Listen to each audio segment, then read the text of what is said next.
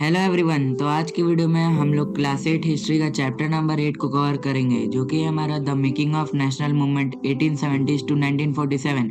तो चलिए हम लोग अपने वीडियो को शुरू करते हैं।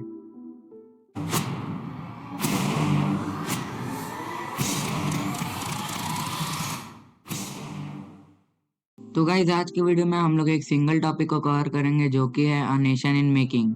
तो अर्ली कांग्रेस या मॉडरेट्स जो थे वो अपने कामों में और शुरुआत के मेथड्स में उतने एग्रेसिव नहीं थे।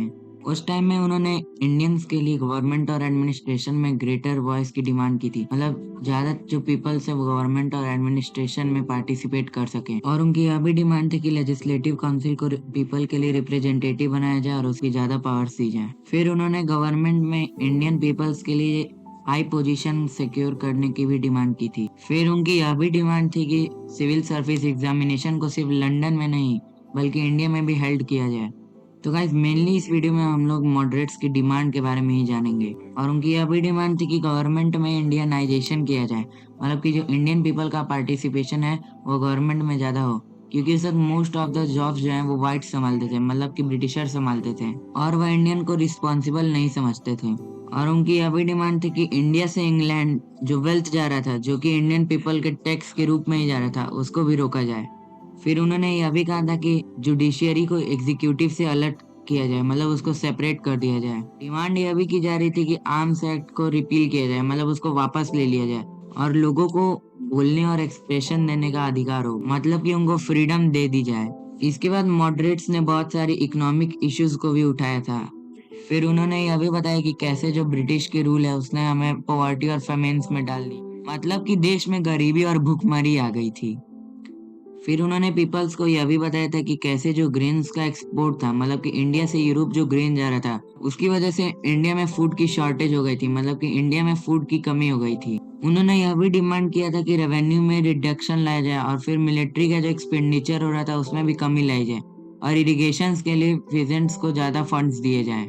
बहुत सारे रेजोल्यूशंस भी लाए गए थे कांग्रेस के द्वारा, जैसे कि उन्होंने साल टैक्स पर भी रेजोल्यूशन लाया था, और इंडियन लेबर्स की जो अब्रॉड, मतलब कि फॉरेन में बैड ट्रीटमेंट हो रही थी उस पे भी, और जो फॉरेस्ट पे रहने वाले लोग थे उनकी सफरिंग पर भी उन्होंने रेजोल्यूशन पासिस किए थे। अब एक एजुकेटेड एलाइट होने के बाद भी कांग्रेस ने जमींदार, इंडस्ट्रियलिस्ट और प्रोफेशनल ग्रुप्स के बिहाफ में बात नहीं किया। तो गाइस यहाँ पे हमने देखा कांग्रेस की डिमांड।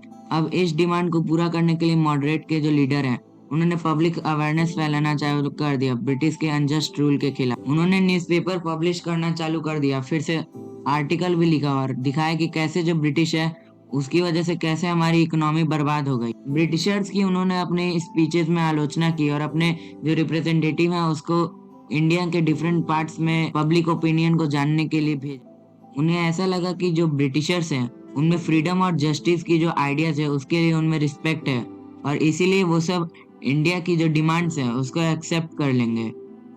बस जरूरत ये थी कि जो गवर्नमेंट है उसको इंडिया के जो पीपल है उनकी फीलिंग्स के बारे में जागरूक किया जाए।